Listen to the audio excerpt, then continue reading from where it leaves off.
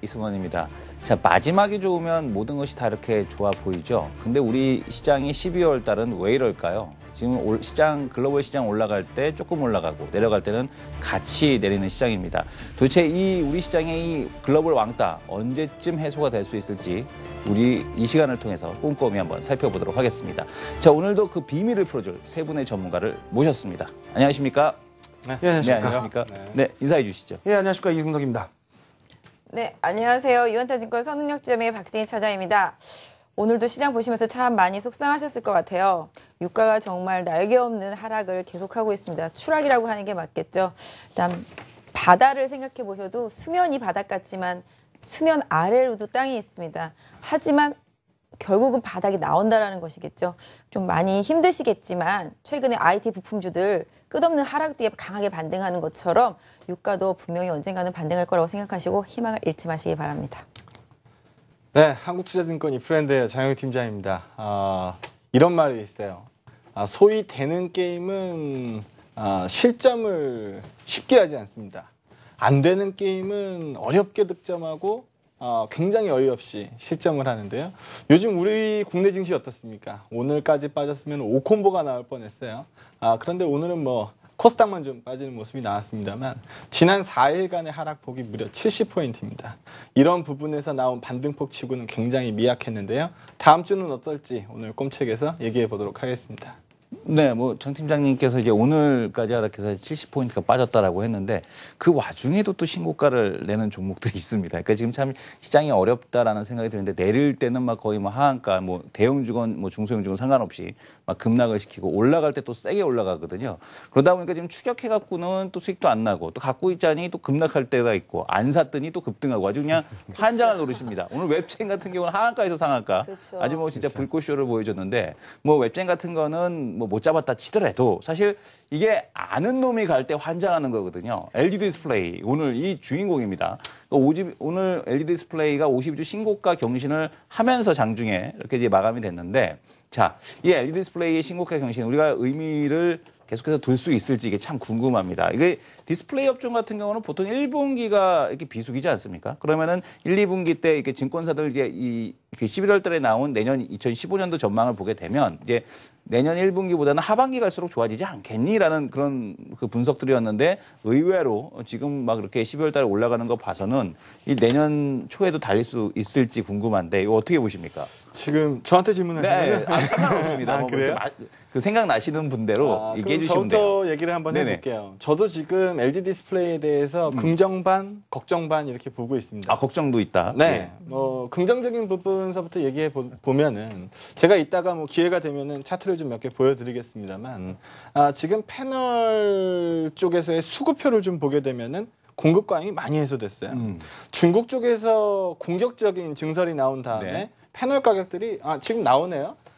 보게 되면은 구조적으로 저 파란색 수요값이 까만색 선 밑에 있었던 시점이 14년 1분기까지입니다. 네네. 그리고 중국 업체들의 공격적인 증설이 있었기 때문에 그런 부분들이 나왔는데 지금 보면은 파란색 선이 위에 있어요. 그래서 수요 부분이 실제적인 캐파보다는 더 높게 유지가 되고 있으니까 재고가 많이 떨어진 시점에서 패널 수요는 굉장히 긍정적으로 보고 있습니다. 또 우리 지금 아이폰 6 플러스 신청하면은 언제 받아요? 한참 있다고 했죠. 네, 기약할 수 없어요. 네. 그러면은 이번 4분기 때 애플 이슈가 끝나지 않을 수 있기 때문에 내년 상반기까지도 애플 이슈를 끌고 간다라고 보면은 핸드셋 애플 아이폰에서 가장 비싼 부품값이 뭡니까? 패널이거든요. 그래서 LG 디스플레이의 실적이 좀 더 연장될 수 있다. 이런 부분들은 굉장히 기대감이죠. 네. 그런데 과거에도 한번 보셔서 아시겠습니다만 이 LCD 사이클이라는 게 확신에 찼을 때 꺾어지는 경우가 굉장히 많았었고 아이폰 이슈 이후에 시장에서 소외받는 모습이 상당 부분 반복되는 모습이 있었기 때문에 혹시 이번에도 그런 모습이 나오면 어떻게 하지? 지금 이 ROE 단에서 과연 이 적정 밸류에이션을 얼마를 줘야 되지? 라는 부분에 대해서 고민을 해야 되는 시점이기도 합니다. 근데 요즘에 수급표 보게 되면 굉장히 긍정적이에요. 기관들이 뭐 미친 듯이 사고 있어요. 외국인들도 오늘 매입량이 굉장히 많이 잡혔는데 이런 수급적인 힘을 봤을 때는 조금 더 먹을 구석은 남아 있겠다. 그러면 그렇게 보는 시각입니다. 지금 이제 그 중요한 게 뭐냐면 수요가 이제 계속해서 공급을 좀 초과하는 그런 이제 상승이기 때문에 패널 가격이 좋다 이렇게 얘기하셨는데 도대체 이 수요가 계속해서 좋아지는 이유가 뭐가 있습니까? 글쎄요, 일단 뭐 앞에서 말씀하셨다시피 이제 LG 디스플레이 개인적인 그 회사만 보면 이제 애플 이슈가 있는데, 네. 글쎄 근데 이제 오늘 애플 때문에 올라간 것 같지는 않아요. 제가 보기에는요. 이제 네네. 뭐냐면 최근에 뭐 아이폰 6 판매량이 호조를 아직도 여전히 유지하고 있는 건 분명히 맞는데 문제는 애플 주가는 요즘에 오히려 조정을 받고 있다는 거죠. 보통 이제 그쵸. 동조 예. 현상을 보이는 게 일반적이었는데 예. 맞습니다. 그렇다면 애플 주가가 올라갔다면 좀 이해가 되겠습니다만 애플 주가가 올라가지 않은 상태에서 LG 디스플레이 혼자 뭐 독야청청하듯이 올라간 거는 뭐 다른 원인이 있지 않나 보여지는데 물론 뭐 일본 일단은 업체하고의 제휴 관계 얘기가 나오고 예. 있는데 제가 생각할 때는 그동안 우리나라 이 디스플레이 업체들이 아주 심혈을 기울여서 공을 들였었던 이 OLED 생태계가 제대로 형성이 그동안 안 됐었는데 그래서 오히려 이제 이번 계기, 그러니까 일본하고 합자로 인해 가지고서 계기로 해가지고 OLED 생태계가 조성되고 여기서 좀 매출 발생이 앞으로 이루어지지 않을까 뭐 이 기대감이 좀 반영된 게 아닌가. OLED TV 있으세요? 집에? 근데 OLED 아니 OLED TV 있으세요? 아니 없죠. 없죠. 네. 없죠. 워낙 저도 비싸가지고, 없습니다. 예. 네, 근데 지금 OLED TV 보급되기 전에 벌써 퀀텀답 TV 얘기 나오고 있지 않습니까? 그렇죠. 이런 거 보게 되면은 이게 저 궁금한 게 뭐냐면 이 패널에 대한 공급에 대한 쪽이 지금 TV에 대한 수요가 계속해서 늘어난다고 하는데 그 원인이 어디 있는지 이게 되게 궁금하거든요. 근데 OLED 얘기가 예. 나왔으니까 네네. 한번 말씀드리죠. 모든 전자제품은 똑같아요. 처음엔 다 비쌉니다. 네네. 그리고 나서 수요가 높아지면서 가격이 떨어지죠. 그러면서 보급형이 나오게 되는데 OLED가 이제까지 가장 비쌀 수밖에 없었던 결정적인 원인은 수율이 안 맞았어요. 수율이 안 맞죠. 네, 수율을 맞출 수 없다 보니까 생산 원가가 굉장히 높았는데 지금 OLED 쪽에서 시각의 차이는 있습니다만 내년 하반기쯤 되면은 BEP는 될 것 같다라는 게 일반적인 시각이에요. 그리고 좀 보수적으로 보는 쪽은 내년 하반기에도 좀 어렵다는 쪽입니다. 그래서 OLED 이슈를 지금 당장 끌어다 쓰기에는 굉장히 부족한 게 사실이거든요. 근데 이 증권사 네. 보고서를 보더라도 그러니까 OLED 쪽에 대한 개화가 시작이 된다라는 이런 그 의견이 있고 지금 장 팀장이 말씀 주신 것처럼 그 한쪽에서는 OLED TV 버리고 이제 퀀텀닷으로 간다라는 얘기가 또 있습니다. 저는 그렇게 생각해요. 예. 소비자가 OLED를 선택할지 네. 퀀텀닷을 선택할지 네네. 아니면 지금의 LCD 그대로 갈지 이거는 소비자가 선택하는 몫이 아니라 공급하는 자가 항상 공급하는 선택을 자가? 하게 돼. 왜냐하면 많이 남는 쪽으로. 기존에 팔던 것을 끊어버리면 PDP 안 파니까 이제 사고 싶어도 못 사잖아요. 그쵸. 그렇다시피 공급자가 공급을 죽여버리면서 다른 사이클로 유도를 해갈 때 전체적으로 그런 부분들이 산업에 확 바꾸는 부분들이 나타나는데 기본적으로 지금 여기 뭐 LG 디스플레이를 좋다라고 얘기하는 네네. 레포트들의 대부분들은 OLED TV 시장의 확대 이런 부분들을 포인트로 잡고 있거든요. 네네. 그리고 대면적 TV 이런 부분들 네. 50인치 이상, 55인치 이상급들. 근데 지금 집에 다 큰 텔레비 하나씩은 있어요. 큰 텔레비 하나씩은 다 있는데 실질적으로 그걸 보는데 큰 사실 불편은 없어요. 뭐 사실 뭐 울트라 HD 뭐 이런 걸 보는 걸 선호하시는 분들도 있겠지만 요새는 3D 얘기는 또 쏙 들어갔더라고요. 한때는 3D 텔레비전 안 예, 사면 예. 뭐 난리 날 것 같이 얘기하지만 근데 기본적으로 제가 생각할 때 LG 디스플레이가 오늘 강하게 오른 이유 또 전체적으로 지금 IT 업체들이 다 전체적으로 강하게 오르는 이유 딱 한 가지밖에 없거든요. 유가에 민감하지 않다라는 점하고 환율에 민감하다라는 점. 이 두 가지에 반응하는 업종만 지금 시장에서 강하게 오르고 있다는 거죠. 그렇기 때문에 지금 IT 섹터들이 강하게 오르는 가장 큰 이유는 뭐 내년에 애플워치에 대한 기대감도 분명히 있겠지만 그에 따라서 물론 지금 부품주들도 상당히 코스닥에서 선전하고 있잖아요. 전체적으로 봤을 때 지금 IT의 강세는 환율이 분명히 반응을 하고 있다라는 거고 유가에 덜 민감하다라는 이 두 가지 장점을 가지고 시장에서 선택되었다라는 거죠. 지금. 그럼 근데 그럴 수 지금 있겠네요. 컨셉으로 만약 예. 그 부분을 잡게 되면 만약에 원달러가 무뎌지는 경우 네네. 이제 원화 약세가 이제 무뎌지는 경우 그렇죠. 그때는 IT가 다시 약해질 거냐라는 질문을 해봐야 되는데 개인적으로 그렇게 보지는 않거든요. 왜냐하면 이제 그러니까 레벨이 일단 올라왔으니까 그럼요. 레벨이 올라왔으니까 뭐 실적에 대한 개선성이 나타날 거고 이게 아주 재밌는 포인트신데 그러니까 만약에 내가 유가 그 주유하면서 한 달에 2-30만 원씩 남으면 할부로 300만 원짜리 TV 이렇게 살 수는 있을 것 같아요. 진짜 말씀을 주신 것처럼. 그러니까 뭐 지금 뭐 TV 뭐 LG 디스플레이 비롯해서 IT주가 좀 강세다. 근데 그러게 보기에는 하이닉스는 또 빠졌단 말이에요. 네. 저는 네. 근데 제가 그쵸. 기준으로 잡아서 보는 거를 좀 말씀을 드리면 우리 지금 패널 얘기하고 있는 거잖아요. 네네.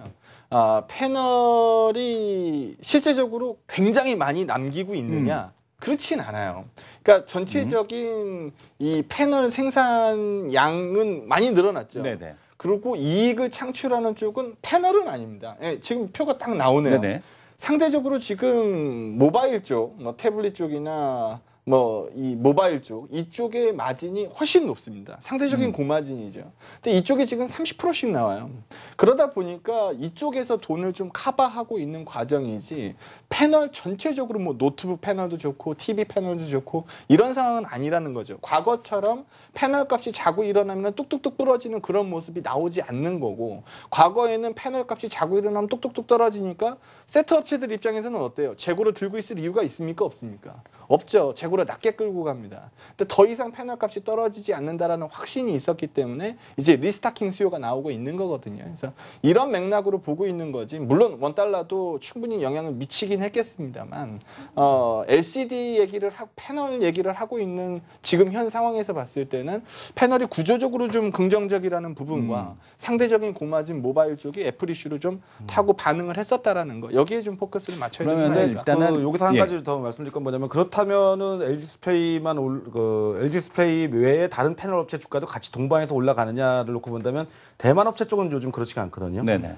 그쪽은 뭐 이렇게 주가가 정체를 보이거나 오히려 조정을 보이고 있는데 그러니까 그 근본적인 원인이 아까도 이제 말씀해주신 대로 LG 디스플레이가 이제 애플향 기업이라는 점하고 요즘에 근데 하나는 이제 문제는 뭐냐면 태블릿도 그렇고 이 스마트폰 쪽도 그렇고 이 전체적으로다가 패널이 그 공급 과잉입니다. 지금 이제 중국 쪽 내부에서 본다면은 이전보다 태블릿 같은 경우도 재고가 2배 이상 쌓여 있다고 이렇게 얘기하다 보니까 근데 뭐 제가 풀고 싶은 얘기는 그거예요. 그러니까 결코 지금 현재의 이 모니터 쪽 산업이 호황 국면이거나 내지는 또 굉장히 고마진 사업이어서 그런 거라기보다는 일회성 이벤트 기대 요인이 더 아닌가. 근데 이제 요즘에 분석 그 증권사 보고서를 보게 되면 오히려 재고가 빠르게 소진되고 있다라는 얘기. 리스타킹 그리고 얘기가 나오고 예, 있는 그 지금 시점이기 다시 때문에. 지금 또 재고를 쌓아야 된다는 얘기가 나오고 있고, 그러니까 지금 이 중국의 대표하는 6개 업체가 지금 이제 북미 시장 진출을 준비하고 있기 때문에 지금 방금 말씀 주신 대로 계속해서 지금 재고를 쌓아나는 과정에 있어서 오히려 이 패널 수요에 대한 쪽이 좀 급증하고 있다. 이런 얘기가 나오고 있습니다. 그러면 패널 수요가 일단 좋다라는 거, 동의가 일단 증권사 분석이고, 그 다음에 유가 지금 박진희 차장님 말씀 주신 대로 소비가 늘고 있다라는 측면이라면, 그러니까 이승석 대표님께서 지적해 주신 건 왜 애플만 가니? 그럼 우리가 동의할 수 없는 거 아니냐라는 지적에서는 애플만 좀 갈 수 있는 건 혹시 애플워치에 대한 기대감? 이런 것도 좀 있지 않을까요? 애플워치 잠깐 우리가 한번 보러 갈 텐데요.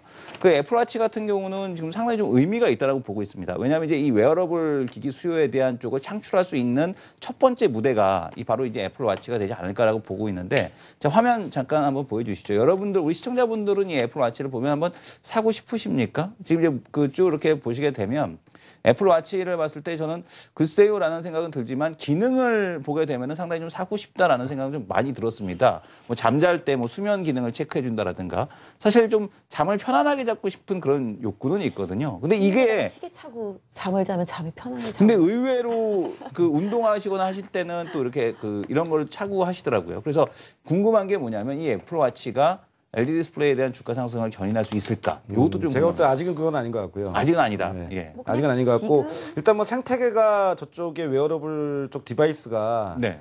물론 이제 삼성전자가 원래 네. 시작은 먼저 했는데 그쪽은 거의 지금 뭐 이렇게 양호한 생태가 조성이 되지가 않고 있는 상태에서 네네. 물론 애플이니까 또 우리가 새로운 기대감을 걸어볼 수는 있겠습니다만 일단 단가 차이도 너무 많이 나고요.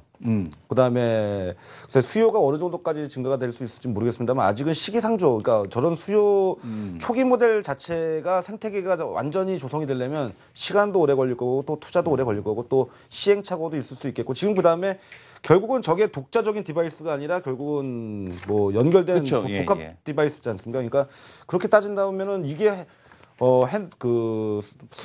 스마트워치 자체가 하나의 독립적 디바이스라면 제가 볼 때 생태가 조성될 수 있어도 뭐 부속 기구라면은 아직은 좀 시기상조 아닐까 이렇게 생각되거든요. 저도 그 부분을 말씀드리고 싶었는데 좀 전에 애플 예상 판매량 화면이 방금 네네. 전에 지나갔었어요. 네네. 좀 전에 짚어주신 것처럼 애플워치가 독립적으로 구동되지 않기 네네. 때문에 액세서리 개념이란 말이에요. 그쵸. 근데 지금 내년 3월경 나올 거라고 시장에서 판단하고 있고 네. 가격은 뭐 한 520불 정도 될 거라고 보고 있는데 좀 사실 비싸지 않습니까? 그렇죠. 근데 네, 굉장히 비싼 가격이고 애플 유저들 같은 경우는 아, 안드로이드 그럼요. 유저보다는 좀 더 이제 구매력이 훨씬 더 크다라는 분석들이 있죠. 그렇긴 하죠. 근데 지금 제가 판단하기로는 좀 값비싼 액세서리를 소비하는 입장에서 LG 디스플레이와의 관계를 생각해 보면 이번에 보급형 아이패드가 이제 나오기 시작할 네네. 텐데 아이패드 가격 많이 내렸거든요. 네. 근데 보급형 아이패드에 들어가는 패널가가 비쌀까요?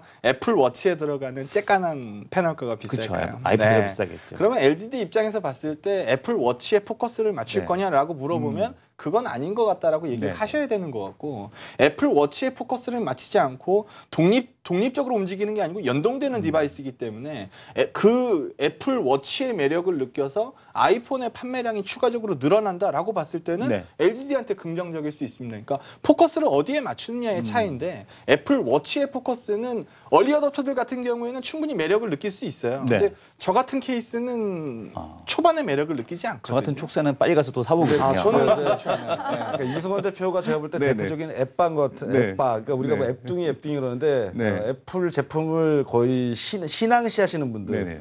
그렇지 않습니까 지금? 저는 그러다 보니까 굉장히 불편했어요. 긍정적인 평가하는 것 같은데. 저는 네. 전 지금 이제 네. S사에서 나온 패드를 쓰고 있는데 네. 그 이전에 제가 아이패드를 썼었어요. 네네. 근데 전 지금 이게 훨씬 아, 훨씬 편안하거든요. 편하시네요. 예. 자, 그러면, 애플은 애플끼리밖에 안 되는 아, 거기 때문에 그게 또 제 항상 장점이자 불편함이- 단점이죠. 그렇죠. 네. 그래서 그러면 이제 하나 궁금한 게 마지막으로 결론을 좀 내봐야 될 것 같은데 LG 디스플레이가 더 간다 안 간다랑 LG 디스플레이가 디스플레이 업종 전체를 이끌 수 있다 없다. 요거를 좀 시청자분들은 그러니까 가장 오늘 알고 싶을 것 시장에서 이제 같아요. 한 가지만 우리가 눈여겨본다면 네. 뭐냐면 그렇다면 LG 디스플레이가 새로운 상태가 조성이 돼서 또 차세대 네. 라인으로도 증설이 되고 한다면은 장비주가 같이 움직였어야 되거든요. 네. 근데 오늘 장비주는 다 급락해버렸어요. 전부 다 오늘 크게 빠져가지고. 그래서 그런 부분에서 본다면 저는 제가 생각하는 부분은 이게 일회성 이벤트 요인이 아니냐. 이벤트 요인이었다. 오늘 이벤트 뉴스에 요인도. 의한 OLED 그 워낙 그 예. 일본 지금 현재 제휴업체가 가지고 있는 그 특허가 네네. 상당히 그 LG 디스플레이로서는 필요했었고 또 필요한 걸 적시적소에 공급을 받을 수 있다 보니까 그에 따른 일회성 이벤트일 가능성이 높지 않을까 보는 거지. 지금 아직 좀 시기적으로도 그렇고 시즌적으로도 그렇고 디스플레이 업종이 뭐 IT 전체를 갖다 선도해서 끌고 간다. 글쎄요, 저는 약간 뭐 넌센스가 아닌가 생각됩니다. 저는 반대로 생각하는데요. 네. 뭐 시각은 다를 수 있습니다. 다를 수 있습니다. 네, 네. 얼마든지요. 제가 장비주들 말씀하셨잖아요. 네. 지금 가동률 하나 보여드릴게요. 음. 가동률 보시면 가동률이 급락했다가 지금 나오고 있네요. 100% 가동률을 이제 막 채운 겁니다. 네. 저 100% 가동률 넘어가면 당장 증설해야 되느냐? 그렇지 않아요. 추가 조업 돌리면 되는 겁니다. 그래서 지금 저 산업 가동률이 뭐 150%, 160% 이렇게 가야 된다라고 보면은 장비 업체들한테 발주가 들어가겠죠. 근데 지금 시점에서 저 정도 가동률 정상화 과정에서는 지금 있는 기계로 있는 생산 캐파로 돌리면 되는 거지 추가적인 생산 캐파를 말할 가능성이 없고 중국 업체들 패널 그 캐패시티 한번 보여주시죠. 중국 패널 업체 쇼크 회복 중이라고 제가 이름을 달아놓은 게 있는데 중국이 2012년도, 11년도, 12년도에 엄청난 패널 업체 그 생산 캐파를 늘려놓은 상황이에요. 네네. 그럼 여기에서 다시 한번 캐파를 더 찍어서 판을 더럽게 만들 거냐? 그럴 가능성은 없다라는 거죠. 그래서 지금 만들어 놓은 리딩 업체가 수익을 뽑아내는 시점이지 장비주들의 발주가 공격적으로 나올 시점이 아니기 때문에 네. LGD 주가와 장비주의 주가를 단순 좀 다를 비교해서는 거다. 안 예. 되는 타이밍이다. 저도 자, 생각할 박지인 때 차장님. 저는 LG 디스플레이는 성장 기업이라기보다는 지금 성숙되어 있는 기업이에요. 네, 그렇죠. 일단은 과거처럼 이렇게 실적에 있어서 큰 변동성이 있기보다는 어느 정도 예상 수치 안에서 움직이는 실적들을 계속 보여줄 수밖에 네네. 없거든요. 항상 그래서 주가가 어느 정도 실적을 예상한 가운데서 움직인다라고 본다라면은 저는 일단은 LG 디스플레이는 지금 단기적으로는 뭐 큰 상승을 가져오기보다는 일정 부분 안에서 또 다시 박스 움직일 걸 보일 거라고 생각하는데요. 저는 이렇게 생각해요. 좀 단순하게 생각하시면 안 될까요? 대형 IT주들이 가지고 있는 한계성이라고 한다라면은 그냥 오늘은 간단하게 생각하시면 좋았을 것 같아요. 왜냐하면 오늘 삼성전자 뺐기 때문에 단순하게 LG 디스플레이 들어올릴 수밖에 없었거든요. LG전자하고. 또 반대로 보세요. 삼성전자나 삼성 뭐 SDI나 뭐 삼성전기나 이런 거 움직일 때 LG그룹주들 안 가거든요. 네. IT 섹터 내에서의 롱숏이 가동되는 현상이 계속 지금 거래소에서 나타나고 있기 때문에 섹터에서 롱숏 플레이가 지금 오늘의 더 다른 종목들보다 더 강세를 저는 LG 디스플레이가 이끌었다고 그러니까 생각합니다. 이제 디스플레이 네네. 업종, 저도 이제 IT 업종을 누구보다 사랑하는 네네. 사람이 한 명인데, 이제 뭐냐면 디스플레이, 이 IT는 새로운 어떤 신기술이 나올 때 네네. 이 전환 과정에서 주가가 강세를 보이는 예가 많죠. 그렇다면 오늘 이슈는 LG 디스플레이는 OLED가 분명히 맞는데, 아까 장영욱 차장이 이제 가동률 얘기했는데 그 가동률은 기존 가동률이란 말이죠. 만약에 새로이 추가적으로 OLED 네네. 라인이 증설이 된다면 제가 볼 때는 같이 움직여주는 게 보통 일반적으로 장비와 전방 산업군하고 같이 움직여줘야 되는데, 오늘 같은 경우에는 따로 움직였단 말이죠. 그렇게 네. 본다면 제 얘기는 LG 디스플레이 오늘 결국 주가 강세는 이례적이다. 일회성 요인이 더 이 강하지 LED 않을까. 디스플레이에 대한 의견이 이렇게 엇갈리는 거는 저희들만 엇갈리는 게 아닙니다. 증권사에서도 보고서를 보게 되면 서로 지금 상당히 그 엇갈리는 그런 시각이 나타나고 있는데, 우리 시청자분들의 시각은 어떠신지 상당히 궁금합니다. 자, 시청자분들은 누구 편에 서시겠습니까? 저도 상당히 궁금한데요. LED 디스플레이에 대한 쪽 과연 더 갈 수 있을지 없을지 다음 주에 또 한번 체크를 해보도록 하겠고, 자, 오늘 또 시장에서 핫한 게 어저께 이승석 대표님 깜짝 놀랐습니다. 이분이 뭐 아시는 거 아닌가라는 생각이 들었는데, 대상이 오늘 내수주에서 강하게 반등이 들어왔거든요. 장님 문고리 잡은 거죠. 아, 그렇습니까? 또 이렇게 겸손하시게 이렇게 말씀해 주시는데, 자, 오늘 대상의 이 반등에 대한 시점을 보게 되면 낙폭과대에 대한 순환매인지 아니면 이 내수 업종들에 대한 부활에 대한 신호탄이 될 수 있을지. 왜냐하면 우리가 보통 이 증권사들이 가장 비관적인 모습을 보였을 때가 바닥인 경우가 많지 않습니까? 그래서 이 대상을 중심으로 하는 이 내수주들, 과연 우리가 투자가 지금 가능하다라고 보는 건지 아니면 트레이딩으로 접근해야 되는지, 이게 궁금하거든요. 대상 같은 경우는 개인적으로는 네. 낙폭이 상당히 과대한 편이었었고요. 그쵸. 3만 원이 기술적으로도 작년에 저점권대를 형성한 가격대이기 네네. 때문에 반등이 나올 수밖에 없는 구간이었었습니다. 그래서 오늘 전반적으로 이제 수출주들이 많이 부진하는 그런 흐름들이 좀 나타났기 때문에 내수주도 일부 좀 낙폭이 과대한 종목들이 좀 기술적인 반등이 나오고 있는 모습인데요. 사실 대상을 비롯해서 대상도 마찬가지, 그다음에 카지노 섹터도 마찬가지, 그다음에 호텔 신라도 마찬가지였었습니다만은 내수주 상승을 과거 2년 동안 끌고 왔던 그런 종목들이 다 차례대로 다 무너졌었잖아요. 네네. 그러고 나다 보니까 가격적인 메리트가 생겨서 낙폭과대에서 단기적으로 좀 일시적인 반등을 했다라고 개인적으로는 보고 있습니다. 그래서 지금 섹터주들 중에서는 분명히 지금 내수주들은 환율적인 면에서 불리한 부분들을 가지고 있어요. 그렇기 때문에 네. 지금 시장이 수출 쪽에서 또 아까도 말씀드린 대로 유가에 덜 민감한 그런 종목들 중에서 종목을 선택하고 있기 때문에 지금 이런 종목들이 지금 밀릴 수밖에 없는 구조를 가지고 있거든요. 그래서 뭐 방금 지금 화면에는 호텔신라 나오지만 호텔신라도 개인적으로는 대한항공 사태가 영향을 줬다라고 생각을 하거든요. 네. 왜냐하면은 한진그룹에서 추진하던 호텔 사업이 지금 약간 좀 어긋나고 있는 그런 네네. 신호가 나오기 때문에 그런 부분에서 호텔신라가 지금 영향을 받고 이때다 하고 땅콩 때문이죠. 그렇죠. 모든 것 다 땅콩 때문인데 그것 때문에 이제 호텔신라도 영향을 받고 있듯이 다른 부분에서 발생하는 이슈들 때문에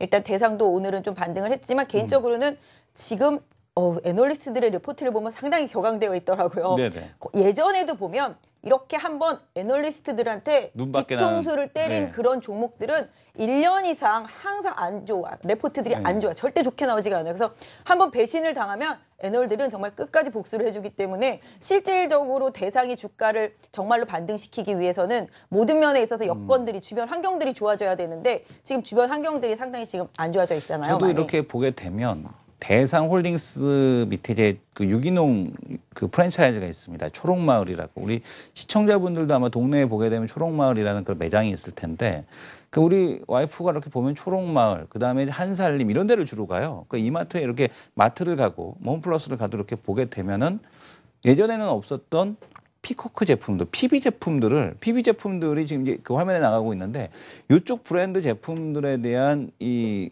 예전보다 PB 제품 하면 우리가 보통 이거 뭐 그냥 이미테이션 상품이구나라고 해서 안 썼거든요. 그러니까 화면 쭉 내려보게 되면 여러 가지가 있습니다. 근데 뭐 유자 소스라든가 뭐 이런 걸 이렇게 써보니까 괜찮더라고요. 그래서 오히려 이 피코크 제품들을 이렇게 오히려 좀 그 선호하게 됐고, 저도 이제 그 허니 땡땡칩 그거를 이제 사러 갔다가 없어갖고. 피코크는 브랜드 얘기하면서 허니 땡땡칩. 야, 허니 땡땡칩 사러 갔다가 피코크에서 나온 허니 팝콘을 샀어요. 네. 근데 괜찮더라고요. 그래서 맛이 보면서 비슷해요? 근데 아니 맛은 다른데 그거 훨씬 낫더라고요. 저는 개인적으로. 근데 딱 보면서 뭐냐면 예전에 없던 걸 자꾸 선택하게 된다. 그러니까 예전에는 대상이나 뭐 CJ 제품만 샀다라면 그게 아니라 피코크 제품도 사고 가격이 싸죠. 싸요. 경기가 안 좋아서 그래요. 그다음에 근데 비싼 초록마을 가고 한살림을 가고 이렇게 가게 되더라고요. 그러니까 이렇게 되면 물론 이제 대상이나 이 CJ 제일제당 같은 오뚜기 뭐 이런 제품들에 대한 실적이 안 좋을 수 있는 거 아니냐라는 생각도 들었거든요. 이 부분에 대해서는 또 어떻게 생각하세요? 내수주의 접근을 좀 이런 아이디어로 좀 접근을 해보실 네네. 필요가 있을 것 같아요. 이제 저도 이제 요 며칠 전에 이제 그 주유소에 네. 휘발유를 이제 넣으러 갔었거든요. 네네. 근데 이전에 10만 원이면은 는 듯 안 듯 했었는데 10만 원 넣으니까 아주 빵빵하게 들어가더라고요. 그쵸. 이제 문제는 이제 그거죠. 이제 기름값이 만약에 우리가 이런 생각을 해보자고요. 이제 어제도 저희가 이 시간을 통해서 얘기했는데 골드만삭스가 미국에서 현재 이 정도 기름값이면은 휘발유 가격이면 대략 한 183조 원 정도, 138조. 138조 원 정도의 그 한국 돈으로 환산했을 때 그 정도를 경기 부양하는 효과가 있다고 하는데 말하자면 그거죠. 이제 휘발유 가격 아끼니까 주머니가 좀 그래도 이전보다 좀 넉넉해지잖아요. 어차피 소비여력이 생기니까 그렇게 되면 어떻게 되겠습니까? 절에도 가서 담배 한 갑을 더 사든지, 아유 죄송합니다. 네. 담배 얘기를 해가지고 네네. 근데 과자를 하나 더 사 먹든지 뭐 이런 네. 식으로다가 뭐냐면 소비 여력이 증대되니까 이로 인해 가지고 그동안 또 내수주가 많이 밀렸으니까 밸류에이션 쪽도 부담도 완화돼 있고 또 최근에 다시 원달러 환율 동향이 일단 좀 막히는 흐름이 좀 나오고 있으니까 환율 부담도 좀 완화되고 그러면 거기서 궁금한 게 뭐냐면 원자재 가격을 말씀해 주셨잖아요. 원자재 가격이 하락해갖고 그러니까 증권사 보고서를 보게 되면 원자재 가격이 하락을 했기 때문에 안 좋다라는 논리인데 원자재 가격 하락하면은 오히려 실적 좋아지는 거 아닙니까? 원자재 하락이 나오는 부분은 달러가 강세로 갈 때 네네. 네네. 상대 강도가 네. 이제 꺾이게 되죠. 그래서 네. 달러가 강세로 가면은 우리 원화 같은 경우에는 약세로 가는 경우가 많습니다. 네네. 그렇게 되면은 커머디티 가격이 떨어지고 원화가 약세로 가면서 상당 부분 또 상쇄하고. 상세가 돼버리거든요. 네네. 그래서 지금 음식료 얘기를 하려 그러면 환율 포커스를 환율의 보는 게 포커스를 좀더 맞는 것 맞다? 같아요. 그게 훨씬 많아요. 그렇죠. 지금 보게 되면 원달러 주가하고 대상 주가하고 뭐 네. 비슷하게 맞아 들어가거든요. 네네네. 역으로 역상관입니다. 그래서 지금 저기서 보는 것보다 원달러는 좀 더 올랐고요. 또 올랐다 빠졌죠. 올랐다 빠졌고 대상 주가는 좀 더 그러면 빠져 있는 이걸 이제 상황이에요. 우리가 보통 이제 PA 효과라고 얘기하지 않습니까? 이제 가격에 대한 측면에 이제 녹아들 텐데 그럼 QA 효과를 작용할 수 있는 중국 소비. 이 오리온 같은 경우는 좀 다른 모습을 좀 보여줬단 말이에요, 최근에. 그럼 이 오리온 같은 경우는 대상과는 달리 좀 차별화되는 모습을 좀 보여줄 수 있을까요? 중국에서도 네. 지금 금리 인하 카드를 꺼내 들고 네네. 발표되는 지표가 안 좋으면 안 좋을수록 추가 부양책 얘기를 하고 있는 상황이기 때문에 지금 그 중국이 그 뉴노멀에 대해서 얘기를 굉장히 많이 하고 그렇죠. 있어요. 뭐 네. 저성장을 이제 받아들이겠다는 겁니다. 그래서 바오바 포기한 지 얼마 안 됐어요. 저 큰 땅덩이 중국이 돌아가려면 8%는 커야 된다. 바오바인데 바오바 포기한 지 몇 년 되지 않았는데 네. 아마 내년 전인대에서는 성장 목표치가 7% 초반을 제시할 것 같습니다. 그렇게 되면은 이런 부분들을 놓고 봤을 때 저성장을 인정하긴 하지만 내수를 포기할 수 있는 상황은 아니거든요. 그래서 금리 인하의 뉘앙스라든가 네. 뭐 뉘앙스가 왜 지금 이 시점에서 금리 인하를 했을까? 뉴 노멀을 강조하는 시점에서 왜 부양책을 꺼내 들었을까라는 부분을 생각해 보게 되면 내수를 포기하기 어렵다라는 결론이 나오게 되거든요. 그래서 그런 맥락에서 오리온은 악재보다는 호재가 많을 호재다? 가능성이 많죠. QA 효과가 좀 더 네. 크게 근데 작용할 우리나라 가능성이 높다. 식품업체들이 물론 뭐 수출을 하고 요즘에 좀 네. 해외로 진출하려고 애는 많이 쓰는데 근데 여전히 브랜드 가치로만 놓고 본다면 로컬 업체의 한계를 벗어나지 못하고 있거든요. 결국은 네. 해외 쪽 요인에서 그동안 성장이 정체됐던 거에서 좀 플러스 요인이 좀 일부 생기는 거지. 네. 이게 전면적으로 뭐 미국의 글로벌 브랜드의 식품업체들 같이 그야말로 월드와이드하게 이게 제품이 나가거나 하기는 아직은 좀 기대하기는 거 시기상조인 것 같고요. 앞에서도 장영 팀장이 보여주신 자료대로 환율이 요즘에 좀 꺾이니까 그동안 이제 원화 가치가 너무 약하게 진행됐던 거에서 그렇죠. 좀 누그러지고 있고 또 지금 제품 가격 보게 되면은 좀 요즘에 원자재 가격이 떨어졌다고 해서 과자 가격 내린 거 하나도 없잖아요. 네. 무슨 라면 가격 내린 거 하나도 없잖아요.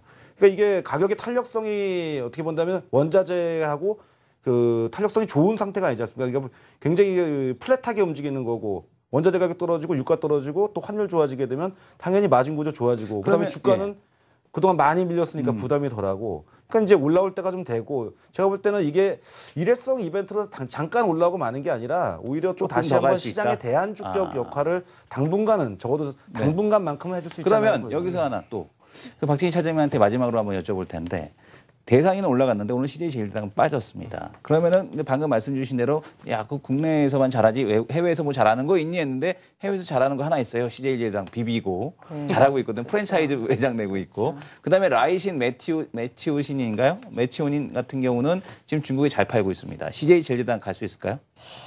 저는 뭐 CJ 그룹 전체적으로는 다들 긍정적으로 보고 있어요. 지금은 내수 섹터들로서 이제 조정을 많이 받았지만 기본적으로 CJ 그룹이 지향하는 부분들이 중국 소비와 다 관련이 되어 있거든요. 그렇죠. 뭐 영화도 네, 그렇고 맞습니다. 문화 그다음에 음식 다 중국에 포커스가 맞춰져 있죠. 그래서 먹고 뭐 놀고 뭐 이런 쪽으로 다 포커스가 맞아 있는 기업이기 때문에 단기간에는 워낙 시세를 많이 냈어요. CJ 그룹주들이. 그렇죠. 그렇기 때문에 지금 CJ 그룹 말고도 천지사방에 살 종목이 많아요. 그렇기 때문에 지금 시장의 수급은 그쪽으로 몰려 있지만 결과적으로 나중에 다시 또 어느 정도 눈높이가 맞아지면 CJ 그룹주들도 다시 회복을 할 거라고 생각을 하는데 제일제당도 마찬가지고 대상도 마찬가지고 그냥 음식료 업종 전체적으로 지금 환율에 대한 반응이 강하게 좀 나왔었던 부분에서 이제 그런 부분들이 좀 많이 직격탄을 맞았고 또 선도적으로 가격을 많이 올렸었던 그런 내수 섹터의 선도주였다라는 점에서 수급적인 부분들이 조금 이탈을 하면서 이런 부분들이 좀 꼬이기는 했는데 제일제당 같은 경우는 제가 생각할 때는 뭐 나쁘지 않다고 생각을 해요, 전반적으로. 네, 지금 음식료 업종 중에서 가장 환율에 민감한 업체가 CJ 제일제당입니다. 그래서 눈치 보고 있다라고 저는 판단을 하고 있고요. 다음 주에 키가 좀 제시될 확률이 높다라고 보는데 어차피 좀 이따 환율 얘기를 또 하겠습니다만 지금 주말에 이제 그 아베 제시님의 선거가 있죠. 그러면 여기에서 아베가 제시님에 성공할 겁니다. 안 되면 큰일 나는 거예요, 사실은. 아베노믹스가 우리가 뭐 태생적으로 일본이 싫다라는 이유 때문에 아베 그냥 똑 부러졌으면 좋겠다 뭐 이렇게 생각하시는 분들 많을 것 같은데 지금 아베노믹스가 실패로 끝나게 되면 전 세계가 받아야 되는 대가가 굉장히 큽니다. 그래서 성공하는 걸 바라셔야 되고요. 아베노믹스가 한 번 더 탄력을 받아서 뭔가를 보여줄 거다라는 기대감에 엔화는 약세가 지금 과하게 꺾이지 않고 있는 상황이거든요. 그래서 우리가 예상을 해봐야 돼요. 과연 아베가 제시님의 성공을 하고 나서 어떤 카드를 들고 올 수 있을 것인가라는 부분에 대해서 생각을 해봐야 되는데 차트 하나 보여주시죠. OECD 국가들의 평균 부채 비율이요. 100%입니다. 그런데 지금 일본이 갖고 있는 부채 비율은요. 나오네요. 200%가 넘어요. 그리고 일본 국채의 거의 대다수는요. 일본 국내 은행들이 들고 있습니다. 일본 국채 망가지기 시작하면 일본 아예 망가져 버리는 거예요. 그래서 이런 부분들을 고려했을 때 아베가 제시님에 성공하고 나서 굉장히 공격적인 카드를 들고 나올 가능성은 별로 없다라고 봅니다. 그러면 다음 주에 원달러가 방향을 잡을 가능성이 있거든요. 분명히 이번에 이주열 총재님도 금통위에서 추가적으로 금리 인하가 어려울 수 있다는 부분에 대해서 얘기를 해줬어요. 그러면 더 이상 국민의 금리를 내리지 못하면 원하는 약세로 갈 수 있는 룸이 제한되는 거고 그러면 원달러는 다시 한번 빠질 수 있고 엔화가 자극되는 부분이 추가적으로 작아질 수 있고 이런 부분들이 다음 주에 가닥이 좀 잡히게 되면 음식료 쪽에서 아까 전에 얘기하셨던 것처럼 대안이 형성될 가능성이 좀 있다고 봅니다. 음식료에 대한 대안 아니면은 대안이 될지 아니면 좀 더 시장에서의 어떤 진짜 주도하는 섹터가 한번 될 수 있을지 한번 기대를 해보도록 하겠습니다. 자, 해외 시장에 대한 흐름 어떻게 되는지 궁금한데요. 김민지 캐스터에게 알아보도록 하겠습니다. 네, 오일 쇼크와 중국 지표 악재로 오늘 미국 지수 3대 지수 모두 하락 출발했습니다. 다우지수는 등락을 거듭하고 있는데요. 쉐브론과 카터필러 같은 정유주가 지금 하락을 견인하고 있고요. 나스닥 지수도 1% 가까운 하락세로 출발했지만 현재는 낙폭을 줄여가고 있습니다. S&P 500 지수도 0.46% 하락한 2025.87을 기록하고 있습니다. 네, 조금 전 12월 미시건대 소비자 심리지수가 발표됐는데요. 예비치는 93.8로 8년 내 최고치를 기록했습니다. 소비자 기대지수도 86.1로 발표돼서 모두 전달치와 전망치를 크게 웃돌았습니다. 체크하시기 바라겠고요. 유럽 증시도 가보겠습니다. 석유 관련주가 타격을 받아서 장중 약세가 지속되고 있습니다. 영국, 프랑스, 독일 큰 폭의 하락세를 보이고 있고요. 유로존 10월 산업 생산도 전망치를 밑도는 0.1%로 발표됐습니다. 그리스는 낙폭이 조금은 진정됐지만 여전히 약세를 지속하고 있습니다. 네, 글로벌 증시 참고하셔서 다음 주 장 전략 잘 대비하시기 바랍니다.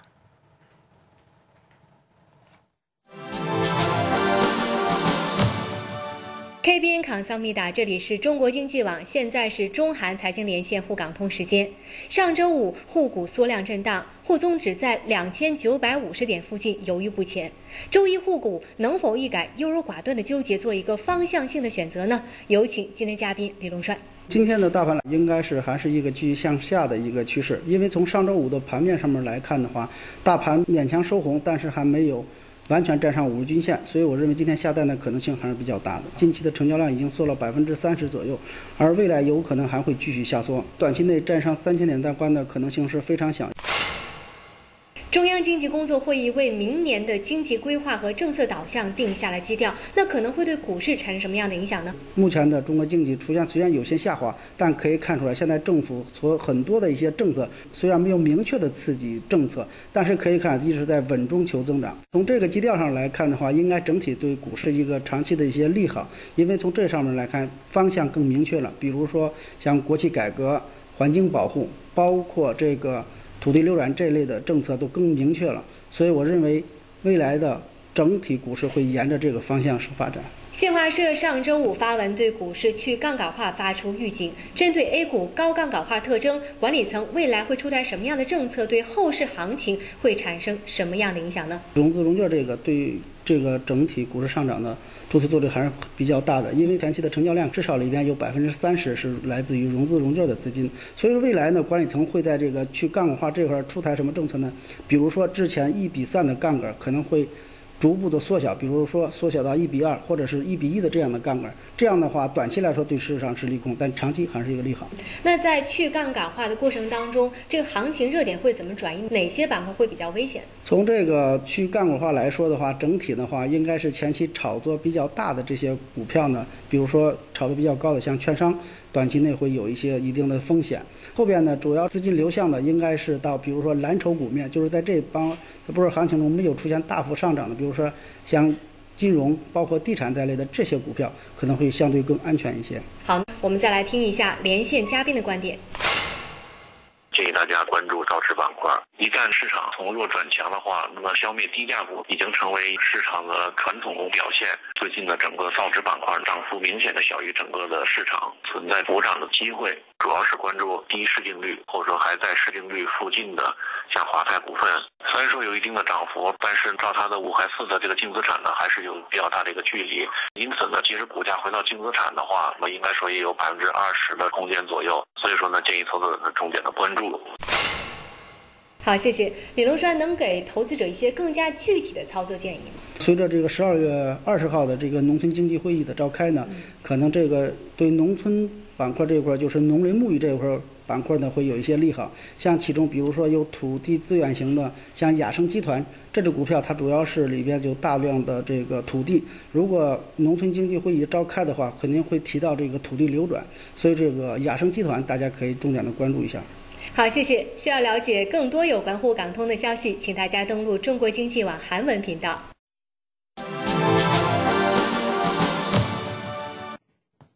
근데 요즘 시장을 보게 되면 참 이상할 때가 한두 가지가 아닙니다. 그러니까 외국이 원화 약세로 갈 때는 외국인 매수가 들어오더니만 원화가 다시 이렇게 강세로 돌아서니까 외국인들의 본격적인 매도가 나오고 있습니다.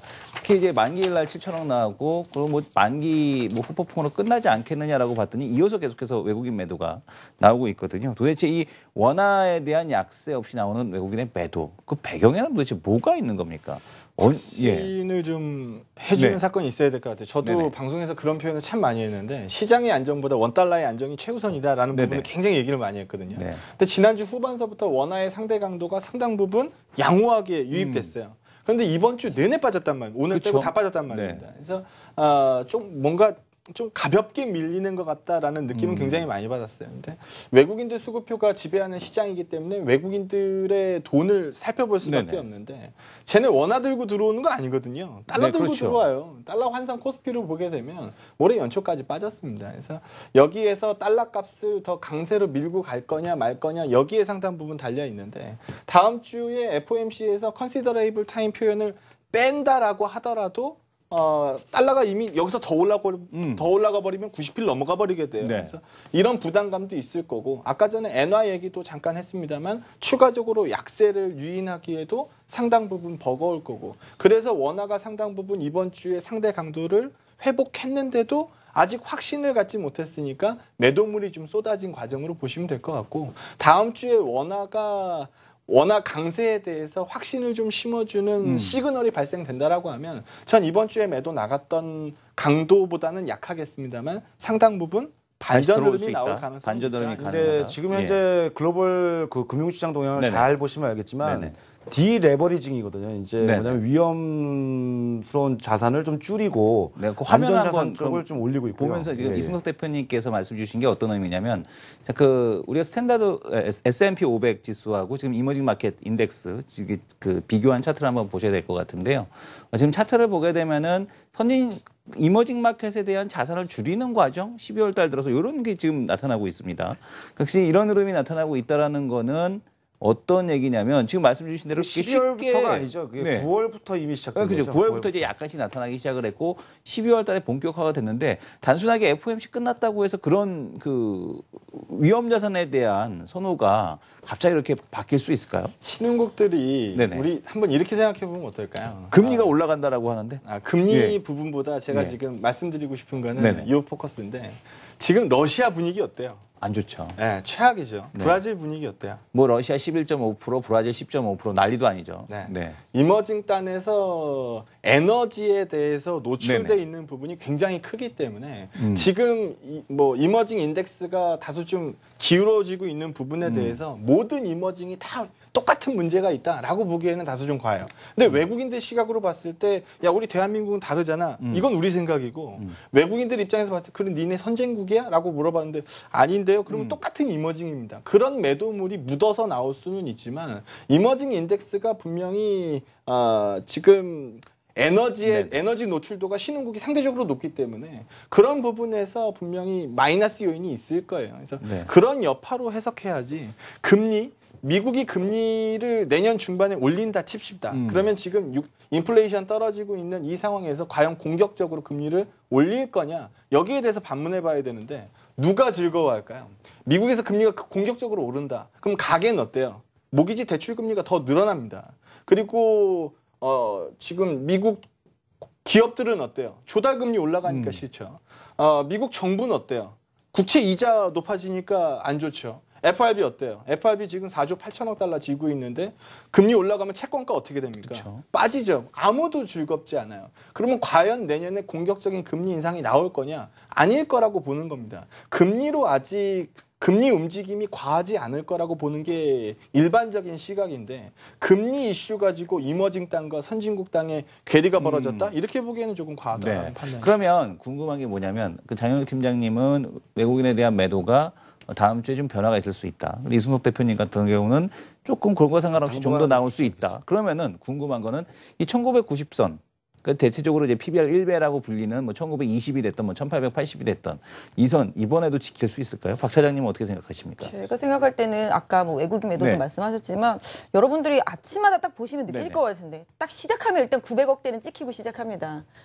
왠지 아세요? 왜입니까? 삼성전자 자사주잖아요. 네, 그렇죠. 삼성전자 자사주 사는 데다 일단 털고 현대차도 계속 자사주 하고 있으니까 털고 외국인들한테 계속 매도할 수 있는 빌미가 지금 국내 시장에서 주어지고 있기 때문에 네. 예상보다 더 많이 팔고 있다라고 느끼시면 맞다라고 보고 있습니다. 그래서 전체에서 본다라면 한 외국인들 매도는 하루에 한 1,000억씩 정도는 빼고 보면은 다른 쪽으로 나왔던 섹터들이 맞을 것 같고요. 오늘도 보면 전체적으로 시가총액 상위 종목군들의 외국인들의 매도세가 좀 집중되어 있다라는 점 보실 수 있을 것 같은데 외국인들은 절대적으로 시장 지수의 플레이를 들어가지 종목 플레이를 지금 현재 들어가지 않고 있거든요. 네네. 그래서 기본적으로 아까 말씀하신 대로 1900선이 지지선이냐라고 말씀을 하신다라면은 뭐 일시적으로는 물론 깰 수도 있다라고 생각을 하고 네. 있어요. 그래서 기본적으로 지난번 저점권이 1890대였었잖아요. 그 부분을 한번 뭐 터치를 할 수 있다라고도 생각을 하는데 근데 지금 사실 지수의 의미를 두고 종목을 투자하면은 상당히 힘들어지는 구간입니다, 지금. 네. 사실 지수와 상관없이 움직이는 종목들이 너무나도 많기 때문에 오히려 좀 개인 투자자분들이 지수에 연연하시다 보면은 상당히 시장을 안 좋게 보면서 더 힘들어지실 수 있는 그런 시간이기는 하지만 오히려 반대로 본다라면은 그런 종목들만 피해서 투자하면 네네. 상당히 더 좋은 투자가 될 수 있는 그런 구간이기도 합니다. 뭐 물론 그런 것들만 찾아서 이제 매매하실 수 있는 구간은 아니지만 개인적으로는 다음 주 정도 되면은 제일모직 이제 공모한 거 들어오고 그러고 나면은 일정 부분 기관에 수급에 블랙홀이 하나 없어졌기 때문에 일정 부분 기관 수급이 좀 풀리면서 외국인들의 네네. 매도세가 일정 부분 나오더라도 기관에서 받아줄 수 있는 부분이 충분히 있다라고 생각하고 있기 때문에 완충제 역할을 기관이 충분히 좀 해줄 수 있다라고 보고 있습니다. 그러면은 궁금한 게 1994년도로 우리가 좀 돌아갈 필요가 있는데요. 20년 전입니까? 네, 근데 그때 이제 네. 어떤 일이 벌어졌었냐면 미국이 이제 시장에 예고를 하지 네. 않고 금리를 인상했었죠. 갑작스럽게 금리를 인상했죠. 네네. 그래서 이제 그 당시에 어떤 표현까지 나왔었냐면 채권 시장 대학살이다. 네. 채권 시장이 아주 미국이 박살이 났습니다. 그 당시. 그리고 주식 시장도 한 달 만에 20%가 가까이 그렇죠. 빠졌죠. 주식시장은 대신 이제 빠졌다 올라갔다를 반복했었죠. 네네. 그러다가 이제 문제는 이제 뭐냐면 그 해의 금융시장은 아주 초토화가 돼버렸었습니다. 물론 뭐 그 이후에 미국 연준이 이제 예보 시스템, 그러니까 시장과의 소통을 중요시해가지고 항상 미리 좀 인포메이션을 주고 난 다음에 액션을 취했었는데 물론 이번엔 그렇지는 않을 거라고 봅니다만 문제는 이제 그거죠. 항상 시장은 미리 우려를 한다는 거죠. 그러니까 이제 원래는 이제 미국의 그 상당 기간 저금리 기조라는 그 문구 자체가 올 연말까지는 그냥 유지되고 내년도 초 정도쯤에서 없어지지 않겠냐고 했는데 이번에 고용 지표가 너무 잘 나왔고 또 소매 판매도 괜찮고 미국 고용 뭐 경제 지표가 다 잘 나오니까 지금 미국에서 나오는 예상치가 이번 달에 없어질 것이다 그 문구가. 그러니까 지금 어떻겠습니까? 그렇다면 이제 만약에 그런 문제가 생길 수 있다면 달러 가치 여전히 강하잖아요. 요즘에도 그렇죠. 뭐 조금 약간 밀렸다가 또 어제 또 올라오고 또 현재 시간에 지금도 또 올라오고 있고. 그러니까 무슨 얘기냐면 결국은 이머징 마켓 쪽, 그러니까 위험 자산에 대한 선호를 좀 줄이고 안전한 쪽으로 넘기니까 미국은 그래도 잘 버티고 있는데 지금 요즘 브라질 증시 계속 빠지고 있고 그다음에 멕시코도 요즘 페소화가 좀 아주 난리가 났고 또 한국도 지금 현재 빠지고 있고요. 아시아 증시 쪽에서도 지금 현재 비슷한 노이즈가 물론 아직 뭐 동남아 쪽은 좀 그래도 좀 무난하게 넘어가고 있는데 지금 이런 게 일련의 현상이라는 얘기죠. 그래서 저도 뭐 연말에 지금 한번 뭐 잘하면 한번 반등은 줘서 2,000원 한번 맛은 보여줄 수 있어도 도로 빠질 거라고 저도 보고 있었거든요. 근데 미리 지금 현재 서둘러서 빠지고 있다는 얘기는 글쎄 그만큼 어떤 그 미국의 긴축 시나리오가 빨라질 수 있는 거를 갖다가 시장이 현재 반응을 하고 있는 게 아니냐. 자, 그러면은 이승석 대표님은 산타는 없다. 그죠? 뭐 산타는 뭐 어릴 때부터 저는 없어졌고요. 뭐. 너무 이렇게 그 황량한 삶을 사셨군요. 자, 그럼 그 박진희 차장님은 재임 모직이 끝나면 일단은 좋아질 수 있다. 기관의 수급이 조금은 장영욱 완충제 팀장님은 역할을 해줄 것 같아요. 저도 아까 전에 그 말씀을 예. 드리고 싶었는데 네. 박사님이 말씀하셨어요. 말씀해 주셔서. 네. 제일모직 이슈가 과연 그 30조 어디서 나온 거예요? 어디 숨어 있다가 그렇게 한 게임 머니. 네. 30조가 나왔어요. 그럼 그 환불일이 이제 15일이죠. 네네. 15일 환불일이면은 이제 이번에 경쟁률이 굉장히 높았으니까 이제 배정받지 못한 돈들은 15일 날 일거에 풀리는 겁니다. 그래서 오늘은 연기금이 완충 역할을 해줬어요. 연기금 없었으면은 오늘도 어려울 수 있었죠. 근데 다음 주에는 그런 환불 대금을 바탕으로 해서 조금 더 여유를 찾을 가능성이 있다고 보는 거고. 제가 오늘 환율 얘기 굉장히 많이 했는데 환율이 굉장히 중요해요. 어느 쪽으로 방향을 정할 거냐. 1,100원에서 다시 한번 원달러 상승 쪽으로 방향을 잡을 거냐. 이렇게 보면 우리 대한민국 시장 정말 어려워질 수 있어요. 그런데 만약에 다음 주에 엔화 값이 기대한 아베노믹스 재신임에 대한 기대값이 나오지 않고 우리 원화가 좀 안정되는 구간 쪽으로 들어가면 이번 주에 팔아놓은 돈이 기반이 돼서 네. 좀 더 수급 개선이 나올 수 있다라고 보고 있습니다. 빠른 수급 개선 좀 나와줘야 기대해보도록. 되는 예. 타이밍이고요. 원화 값이 안정적인데 시장이 흔들리는 일은 없어요. 그렇게 되면 꼭 빠른 반등을 네. 보여줬었거든요. 자, 하락하는 유가, 흔들리는 원화, 한치 앞을 볼 수 없는 지금 시장 상황에서도 만약에 우리가 그래도 이런 거는 좀 관심을 가져야 되지 않겠니 다음 주에라고 본다라면 어느 쪽으로 좀 순환매가 돌 것 같고 우리가 어느 쪽에 관심 좀 가질 수 있을까요, 박 차장님? 저는 개인적으로 지금 시장 트렌드가 중국과 관련되어 네네. 있는 섹터들, 그다음에 아까 말씀드린 대로 유가에 민감하지 않은 섹터들, 유가에 민감하지 그다음에 않은 섹터. 또 낙폭이 과대했던 섹터들 네. 중에서 계속 순환매가 돌고 있거든요. 그 그중 공유를 딱 그렇게 그 교집합을 딱 해보면 네. 뭐가 나옵니까? 그렇게 해봤더니 지금 네. 요새 아시다시피 중국 국적주들 많이 날랐죠. 그렇죠. 예, 그리고 예. 과거의 테마성을 타면서 많이 날랐다 하면 좀 약간 저렴해 보이니까 많이 상승을 했던 네네. 그런 섹터들을 보면 중국 내의 소비 성장에 영향을 받는 국내 기업들이었었거든요. 근데 그런 기업들 중에서 본다라면 최근에 하락폭이 상당히 컸던 종목들이 많이 있어요. 예전에 와, 뭐 저렇게 많이 가냐라고 했던 게 뭐 미스터 피자 같은 경우, 네네. 그다음에 뭐 의류업체들도 상당히 많이 있었잖아요. 네네, 그렇죠. 그러다가 대형 최근에 그런 그런데. 기업들이 이제 실적이 3분기에 못 보여주다 보니까 쭉 빠지고 막 네. 이랬었는데 최근에 보니까 이제 좀 바닥을 잡아가는 종목들이 있는데 이제 보니까 MK 트렌드. 예. MK 트렌드라고 한다면 여러분 다 아시겠습니다만 이제 NBA라고 이제 스포츠 관련 브랜드인데 중국 네. 사람들은 스포츠 관련 브랜드 옷에는 정말 뭐 좀 약간 저렴한 표현으로 한다면 환장을 한다라고 그러더라고요. 네. 그런데다 또 이제 지금 시즌에 들어갔습니다. 오늘 좀 고급진 표현 부탁드리겠습니다. 네. 그래서 그런 부분을 생각하면 저는 앞으로의 시장은 그냥 단순히 중국 소비 때문에 좋아질 거야라고 그냥 생각하는 테마주가 아니라 실제 중국에 들어가서 성장성을 같이 소비와 함께 보여줄 수 있는 기업들이 실적을 바로 보여줬을 때 그 기업들이 성장할 수 있다고 생각하거든요. 네. 사실 미스터 피자 같은 경우도 내년에 매장 계속 많이 늘리거든요. 근데 지금 MK 트레이드도 4분기부터는 실적 분명히 좋아질 수 있기 때문에 저는 개인적으로 중국 관련 기업들 중에서 MK 트렌드 네, 낙폭과대로서 한번 보자. 그러면 장 팀장님은 저는 짝퉁 안 나오네. 아, 짝퉁 안 나옵니다. 중국에서 짝퉁 브랜드 나올까 계약했습니다. 네. 아니, 중국 짝퉁이 예. 나올까 걱정인 거죠. 예. 그 장 팀장님은 그 종목만 잠깐 언급해 주시죠. 네, 자동차 업종 보고 있습니다. 자동차요? 네, 네. 유가가 빠졌잖아요. 현대차가 연비에 뭐 굉장한 퍼포먼스를 내는 브랜드가 아니지 않습니까? 네. 유가 빠지는 부분이 현대차한테 시간을 벌어주고 있다라고 판단되고요.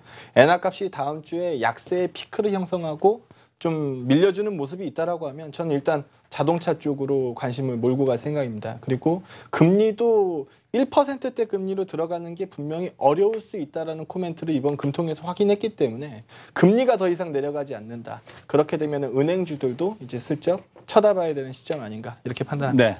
자, 우리 시청자분들 오늘 이 불타는 금요일에 정말 많은 정보 도움이 되셨으면 하고요. 이 한 치 앞을 내다볼 수 없는 이 주식시장의 등대 같은 방송이 되도록 하겠습니다. 자, 오늘 수고하셨습니다. 감사합니다.